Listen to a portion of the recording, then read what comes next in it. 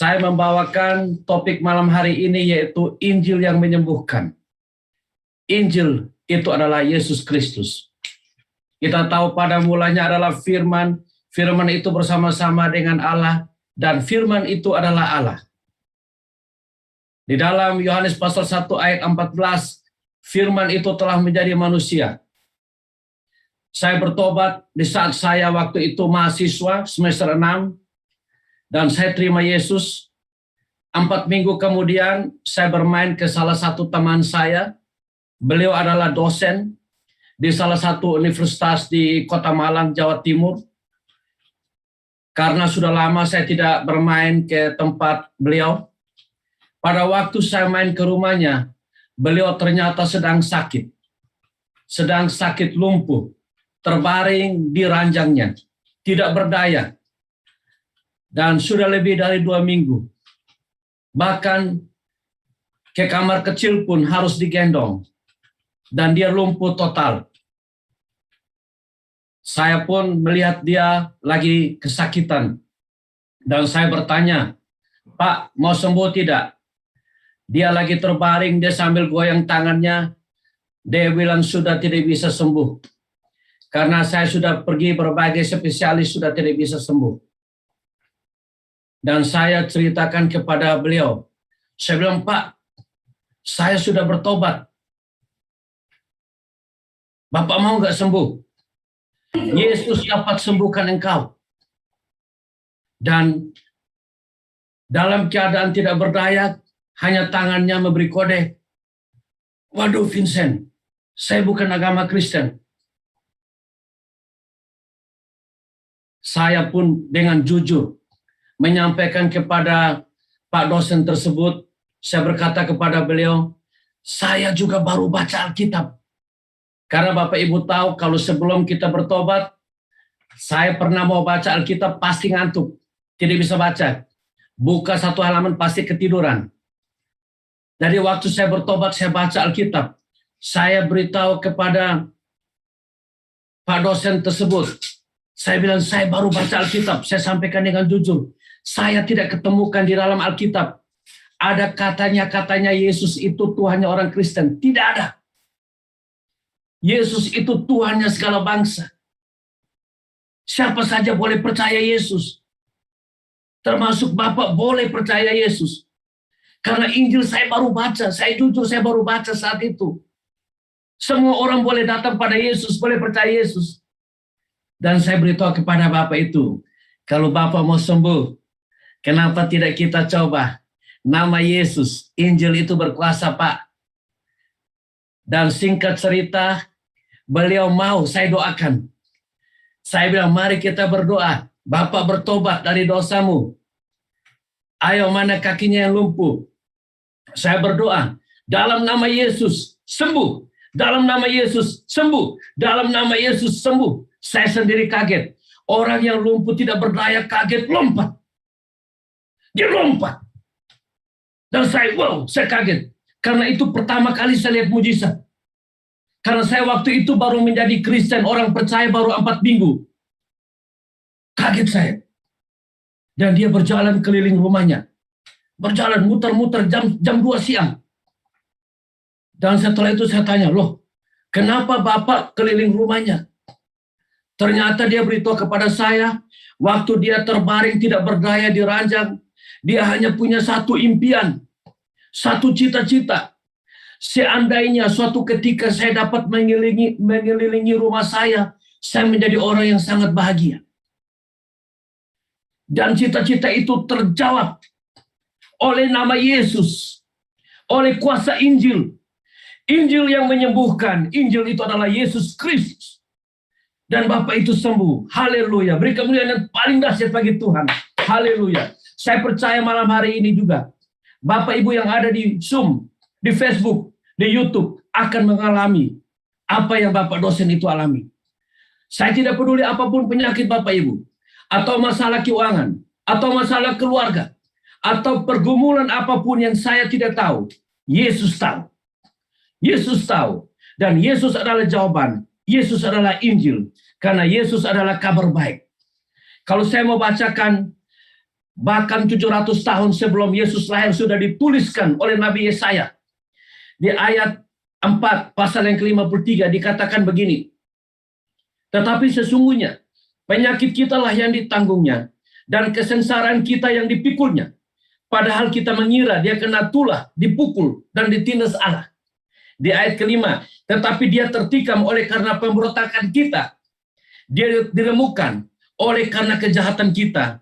Ganjaran yang mendatangkan keselamatan bagi kita ditimpakan kepadanya, dan oleh bilur-bilurnya kita menjadi sembuh. Haleluya.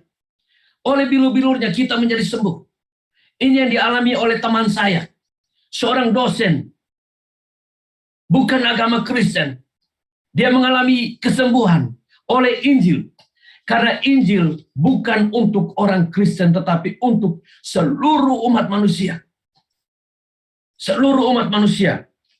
Kita tahu bahwa manusia telah kehilangan kemuliaan Allah. Di dalam Roma pasal 3 ayat 23.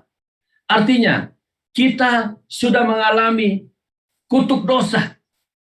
Allah tidak pernah menciptakan manusia untuk dibuat sakit-sakitan, untuk dibuat menderita, untuk dibuat susah, untuk dibuat sengsara. Allah tidak pernah memiliki rancangan untuk itu.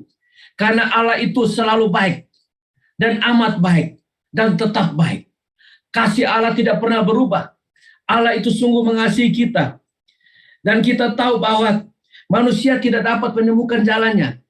Agama yang paling pertama di bumi sudah didirikan oleh anak-anak Adam. Bapak Ibu pernah tahu cerita Kain, cerita Habel. Kain agama jahat, Habel agama baik. Agama baik dibunuh agama jahat. Ya, agama tidak ada solusi, saling bunuh-bunuh. Sejak dari zaman anak-anak Adam, agama sudah saling membunuh. Agama tidak membawa keselamatan. Tetapi karena begitu besar kasih Allah akan dunia ini, sehingga ia mengaruniakan anaknya yang tunggal, supaya barang siapa percaya tidak binasa. Allah begitu mengasihi kita, begitu mencintai kita. Allah mempermudah akses untuk datang padanya. Allah mempermudah. Agama tidak dapat datang pada Allah. Karena sudah dimulai dari Kain dan Habel, gagal. Bahkan kakak adik kandung pun bunuh. Kakak adik kandung aja bunuh gara-gara agama. Agama Kain, agama Habel. Apalagi agama hari ini. Jangankan antara agama A dan agama B. Satu agama pun saling bunuh. Bunuh fisik, bunuh gosip, bunuh karakter, bunuh segalanya. Itulah agama. Tapi Yesus telah mempermudah. Semua orang boleh datang pada Yesus. Karena Yesus adalah Injil. Injil itu menyembuhkan. Bapak Ibu yang sakit penyakit malam hari ini sembuh. Beban berat akan sembuh. Dia berkata, akulah jalan dan kebenaran dan hidup. Tidak ada seorang pun yang datang kepada Bapa atau datang kepada Allah kalau tidak melalui aku. Allah mempermudah akses untuk datang kepada dirinya. Jalannya yaitu Yesus. Itu adalah kebenaran. Itu adalah hidup. Jadi waktu kita datang pada Allah, menerima kebenaran, mengalami hidup, sakit pun sembuh. Doa yang belum terjawab pun terjawab. Utang yang belum lunas pun diberi jalan keluar. Diberi wahyu, diberi hikmat. Karena takut akan Allah adalah awal hikmat. Itulah Yesus. Yesus adalah hikmat itu sendiri. Karena Yesus adalah Allah. Bahkan ada sebuah ayat yang paling terkenal. Ayat yang sungguh terkenal. Yaitu Kisah Para Rasul. Pasal 15. Ayat yang ke-17. Kisah Para Rasul. Pasal 15. Ayat yang ke-17. Dikatakan.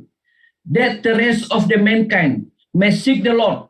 Even all the Gentiles who bear my name. Say the Lord. Who does the Yesus, semua orang dapat datang kepada Allah. Yesus adalah bait suci Allah yang dibangun. Pada kematiannya di kayu salib, bangkit dari antara mati. Itu bait suci. Bait suci Allah yang dibangun. Dan bait suci itu adalah tubuh saudara dan tubuh saya. Dibangun dalam 3 hari. Bukan dibangun oleh tangan manusia. Tetapi dibangun oleh tangan Allah sendiri. Lewat kematiannya di kayu salib. lewat kematian di kayu salib, sehingga seluruh Gentiles, termasuk saudara dan saya, hari ini dapat datang kepada Yesus. Karena bait suci Allah yang dibangun oleh hambanya Salomo, itu hanya untuk orang Israel. Tetapi bait suci Allah, kalau kita baca Kisah Para Rasul pasal 15 seluruhnya, kita akan tahu bahwa bait suci Allah yang ketiga ini dibangun oleh Allah Bapa sendiri melalui anaknya Yesus Kristus, sehingga waktu dia bangkit dari kematian, bait suci Allah itu adalah tubuh kita sendiri. Di mana Paulus menulis, tidakkah kamu tahu bahwa tubuhmu adalah bait Allah? Ini adalah bait Allah. Sehingga Bapak Ibu tidak pernah lagi menemukan dimanapun tabut perjanjian Allah. Karena tabut perjanjian Allah, yaitu roh Allah sendiri, diam di dalam saudara dan saya. Sehingga saudara dan saya dipulihkan. Kita menjadi gambaran Allah yang semula. Melalui Yesus Kristus. Gambaran yang sulung. Gambaran Allah yang sulung. Sehingga gambaran kita, image kita adalah image Kristus di bumi. Kita dapat mengalami apa itu keselamatan. Kita dapat mengalami apa itu kemerdekaan. Kita dapat mengalami apa itu pemulihan. Kita dapat mengalami apa itu kesembuhan. Kita dapat mengalami apa itu berkat-berkat ilahi. Semuanya ada di dalam saudara dan saya. Karena kita adalah gambar Allah yang telah disempurnakan oleh kematiannya di kayu salib. Haleluya. Haleluya. Malam hari ini ada jawaban bagi setiap orang yang datang kepada KKR ini, baik di Zoom, Facebook, YouTube, saudara akan mengalami kesembuhan sempurna. Saudara akan mengalami keselamatan ilahi, yaitu lewat nama Yesus. Saudara akan mengalami kemerdekaan sempurna lewat nama Yesus. Karena akses bait suci Allah sudah dibangun, yaitu saudara dan saya. Amin. Di mana ada roh Allah, di situ ada kesembuhan, ada kemerdekaan. Haleluya. Beri kemuliaan bagi Tuhan. Sebelum saya mengakhiri firman ini, saya beri kesempatan kepada Bapak Ibu yang akan didoakan di breakout room atau di board. Segera join Zoom Harvest Academy. Kami punya pendoa-pendoa yang luar biasa, yang telah dipulihkan, dibangkitkan, dan menjadi kaki tangan Tuhan atau ambassador of Christ. Itulah anak-anak Tuhan yang akan melayani Bapak Ibu. Jadi Bapak Ibu yang ada di Zoom, siapkan hatimu, yang ada di YouTube dan Facebook, boleh mengalami mujizat Tuhan.